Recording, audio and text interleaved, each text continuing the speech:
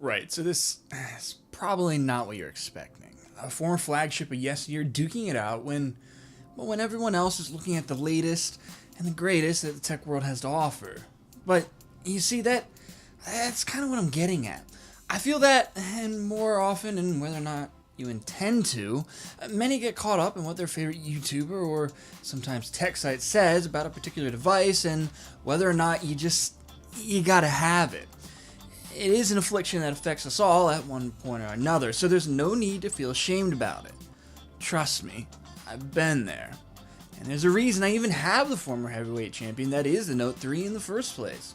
But, getting right along, I feel quite strongly that the vast majority of users that are out there, well, they're kind of getting caught up in what can or might be in a device, as opposed to what's best for them.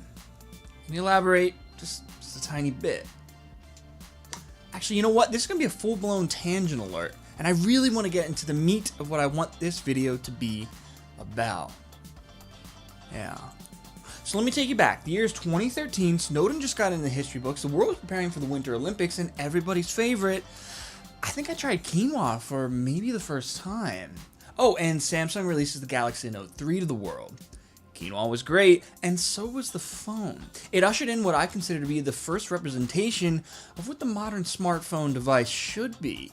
A massive screen on a clean yet still comfortable body. An AMOLED for vivid colors and viewing experience, a nice 1080 resolution just like we're used to on our TVs and computer screens, and with the brains to back it all up.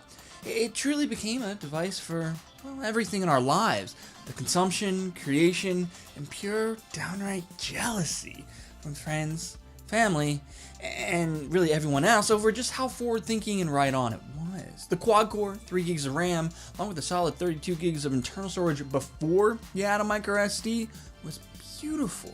Top that off with a quality camera that still, in my opinion, holds up pretty well to many mid-range phones of today. You've got yourself quite the flagship device. Except that you don't. Okay, maybe, yeah, then, but, well, not anymore. By most standards, those flex should still be able to fly, but no. In fact, the updates, at least for the US AT&T variant, stopped at Lollipop, which meant that some, not all, but some apps can't even get updates or install anymore, or they just plain don't run right, or they run intermittently, or the carrier settings, for some odd reason, no longer work properly for MMS. Look, the support for the device just kind of stopped, leaving the giant oaf in the room that is Samsung's older TouchWiz to completely and unequivocally render the device next to useless with its atrocious lag, freezing, and overall frustrating experience. So where does that leave us users who want to carry on with their Note 3 legacy, or really any other Android flagship for that matter? Well, it leaves us with one of the benefits of Android that I've used for the last 2 years. Customization. I don't mean rooting, I'm not here to get into that, but swapping out the launcher and getting various what I like to think of as a true application manager, namely using Nova Launcher and Fast Reboot, well, they're two apps that greatly improve the overall experience of the device. Oh, and you know what? Reducing the animation settings and definitely remembering to clear out the recently used apps. The phone may have 3 gigs of RAM, but that one's still kind of important. So with these slight alterations, the device is still usable, more or less. So much so that it wasn't until June of 2017, yes, over 3.5 years after the initial launch of Note 3, that I finally threw in the towel, and it was with a heavy heart and deliberation.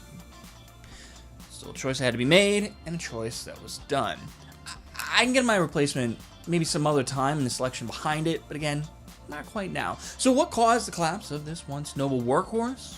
Well, for me, it was the support, really. It felt that more and more apps simply crashed or weren't running quite right. Even just using the camera could sometimes crash on a simple opening, or maps, which can be particularly difficult, or not even receiving texts and phone calls. Not to mention, despite having quality brains, it was struggling quite a bit to display any websites designed in, well, recent memory, namely ones that were sloppily coded, image heavy, or let's just say required animations. Look. In the end, it was death by 1,000 paper cuts. And that just sort of added up to an incredibly frustrating experience at least 2 or 3 times every single week. Something that happens to every flagship eventually, no matter how hard you push to keep it at bay. Well, I hope you enjoyed the tangent. Perhaps next time I'll get into how I started this video off and why I think personal selection matters just a bit more than the ads, opinions, and overall corporate bottom lines that you're bombarded with on a daily basis when it comes to selecting a new phone, which is undeniably the main device in all of our lives.